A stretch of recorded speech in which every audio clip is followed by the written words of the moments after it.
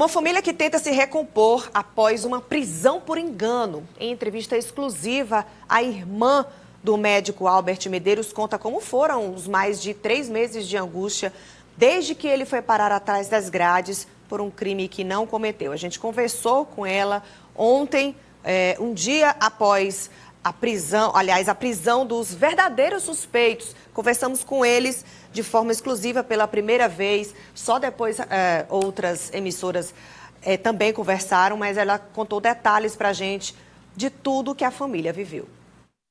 Já se passaram 3 meses desde que a família da Lara foi surpreendida por uma visita inesperada da polícia. De lá para cá, os momentos de angústia se misturaram ao sentimento de revolta. Tudo por causa de um equívoco que colocou atrás das grades um homem inocente. Um dia, após a prisão do fisioterapeuta e do vigilante, no caso que envolveu a morte de um morador de rua em Teresina, houve uma reviravolta no caso. E isso acabou também trazendo um alívio para a família do médico Albert Medeiros. A família resolveu se pronunciar, o médico não. Eu estou aqui com a irmã dele, doutora Lara Medeiros. Ela também é médica e ela vai representar a família nesse pronunciamento, já que a família está bem abalada depois de tudo isso. No dia 2 de agosto, meu irmão estava saindo da casa da minha mãe para ir para a academia pela manhã. E ele foi abordado por um carro da polícia, que fechou o carro dele. E foi levado de volta para a casa da minha mãe, porque ele mora com ela. E entraram na casa da minha mãe um delegado e 2 agentes da Polícia Civil, armados.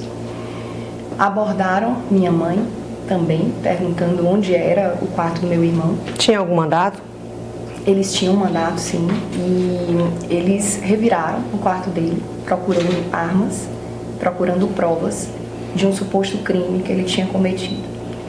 Naquele momento foi uma situação de muito desespero, tanto para minha mãe, uma idosa de 70 anos, ver sua casa invadida, sem saber o motivo, e para o meu irmão também, mas ele se manteve calmo.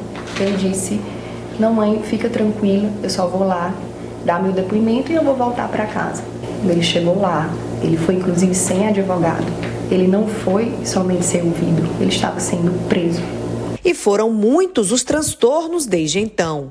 Minha mãe diariamente abria a televisão, esperando uma retratação, esperando resolver esse problema na vida dela. E acabou culminando com um AVC isquêmico que minha mãe teve no final do mês de agosto. Ele teve pacientes cancelados.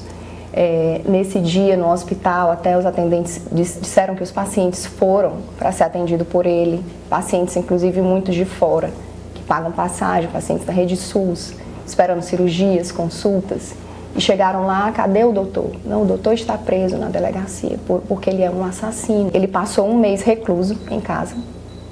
Para nós também, nós não conseguimos sair na rua com vergonha, de sermos apontados como família de assassinos. Em meio a tudo isso, ele ainda tinha que tentar provar a própria inocência. Eu acredito que o fato do carro dele ter o mesmo modelo do carro dos assassinos confessos não é motivo para a casa da minha mãe ser invadida pela polícia, ser revirada pela polícia e levar meu irmão preso. Isso não justifica, porque a polícia tem meios técnicos de descobrir isso antes que um erro desse aconteça.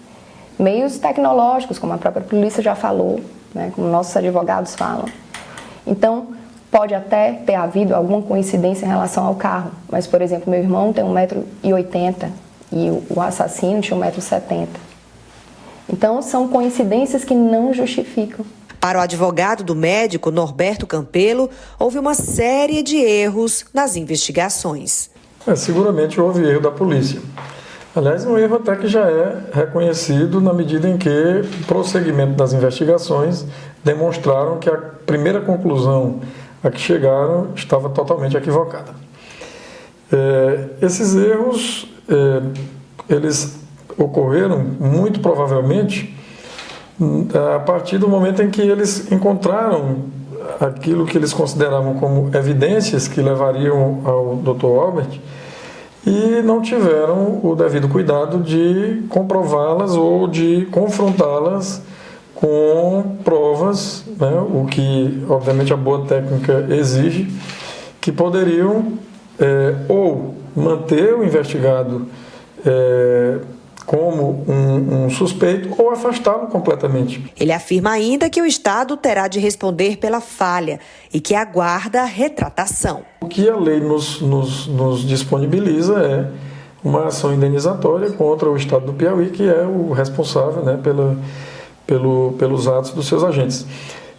E isso deverá ser feito agora nos próximos dias. A Polícia Civil do nosso Estado, também tenho repetido, merece todo o nosso respeito, tem prestado relevantíssimos serviços à sociedade, mas nesse caso específico é importante que ela reconheça que houve uma falha, que houve um erro. Ao contrário do que a Polícia Civil prega, de investigar para depois prender, nós ouvimos isso das autoridades, do DHPP, meu irmão foi preso para ser investigado.